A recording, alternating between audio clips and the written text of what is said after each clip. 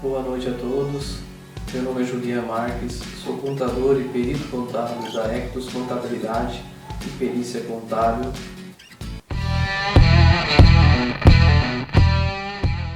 Devido a muitas mudanças e novidades que estão surgindo devido à crise do coronavírus, resolvemos fazer esse vídeo explicando as novidades advindas da medida provisória publicada pelo Governo Federal, número 936/2020, no Diário Oficial da União, de 1º de abril. Essa medida provisória foi criada com o intuito de manutenção de emprego e renda, ou seja, foi criada para dar um auxílio às empresas para que não seja necessário fazer a demissão de seus funcionários.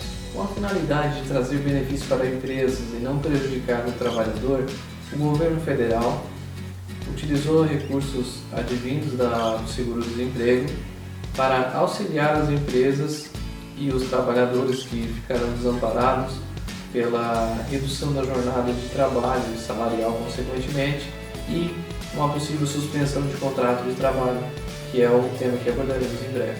Para que você entender de forma mais didática, que você compreender, a medida provisória foi separada praticamente em dois tópicos, né?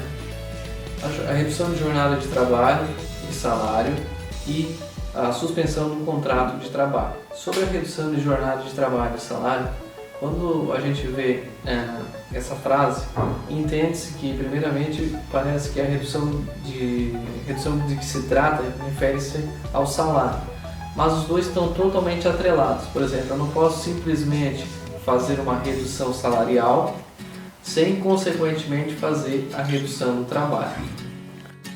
A MP, ela trata exatamente da questão do salário hora não sofrer modificação. Por exemplo, vamos supor que um funcionário tem uma remuneração de R$ 1.500 e a empresa deseja reduzir seus custos e baixar, sei lá, para R$ 1.300.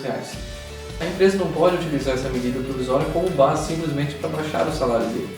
Para que consiga baixar o salário dele, tem que reduzir também a sua jornada de trabalho, né? Por exemplo, se ele faz uma jornada de 1.500, ele vai ter que reduzir a sua jornada, por exemplo, para 7 horas, para 6 horas, para chegar exatamente no valor que a empresa possa pagar, né? Então, por exemplo, tem que haver a modificação da sua jornada de trabalho para que consiga, de fato, fazer essa modificação e, de fato, reduzir o salário do funcionário.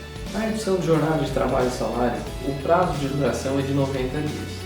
Por exemplo, a empresa deseja firmar esse acordo com o empregado, ele pode fazer até o prazo de 90 dias, não pode estipular esses 90 dias. Firmado esse acordo, o que vai acontecer? Ele vai ter uma estabilidade de um período igual ao contrato firmado. Se ele firmou um acordo de 90 dias, o empregado vai ter a estabilidade de 90 dias também. Se eu colocar um acordo de 70 dias, por exemplo, ele vai ter uma estabilidade de 70 dias. Então esse é um cuidado que tem que estar atento. Algumas regras para a redução de jornada de trabalho devem ser observadas no momento de verificar as possibilidades. Primeiramente é que a redução de jornada ela tem possibilidade de até 70%, né? Então ela sofre algumas normas, né, que a empresa tem que estar atenta, principalmente ao seu salário. Para quem recebe até 3 salários mínimos, o acordo pode ser de forma individual, ou seja, não é necessário o sindicato. Para quem recebe acima de 3 salários mínimos e tem um reajuste, uma redução de jornada de até 25%, continua sendo por acordo individual. Porém, para quem recebe acima de 3 salários mínimos e o reajuste é superior a 25%, o acordo deve ser homologado no sindicato, ou seja, tem que ser um acordo coletivo. Então, o cuidado que tem que ter é, de fato, a remuneração. Se for superior a 3 salários mínimos, tem que cuidar dessa situação. Se for acima de 25%, tem que haver a homologação no sindicato do acordo coletivo. Agora vamos falar do tópico que é referente à suspensão do contrato de trabalho. Referente à suspensão de contrato de trabalho, é uma alternativa para a empresa não ter que despender recursos durante esse contrato suspenso. Então ele tem a finalidade de dar um desafogo para as empresas, né, porque não vai ter que despender recursos para neste período que ele firmou o contrato. Esse contrato suspenso ele tem uma validade de no máximo 60 dias e pode ser prorrogado apenas uma vez. ou seja, 30 dias mais 30 dias, uma das alternativas. Assim como na redução de jornada de trabalho, salário, no contrato suspenso ele também vai sofrer a mesma sistemática. Por exemplo, firmando um contrato suspenso por 60 dias, suspender o contrato por 60 dias, o trabalhador vai ficar com a estabilidade de 60 dias, ou seja, após o término do contrato suspenso, ele vai ter a estabilidade de mais 2 meses. A empresa teoricamente não poderia fazer a demissão. Além do ponto positivo para as empresas de não ter que despender recursos nesse momento de crise no contrato suspenso, o governo é que vai tratar disso por meio do seguro-desemprego, ainda tem a questão de esse tipo de contrato ter natureza indenizatória, ou seja, não vai ter reflexos de INSS, FGTS e imposto de renda, ou seja, a empresa não vai ter que pagar o INSS, FGTS e imposto de renda desses períodos. Assim como eu tinha falado no início, a medida provisória ela foi publicada no Diário Oficial da União em 1º de abril. Então, para as empresas que desejam entrar com um contrato suspenso, fazer o acordo individual, coletivo, ele vai ter eficácia a partir do dia 3 de abril, 2 dias antes da publicação. Por quê? Porque, segundo a medida provisória, só passa a ter direito a partir do momento que você faz o acordo individual, 2 dias antes. Para finalizar, um prós e contras da situação ali da medida provisória.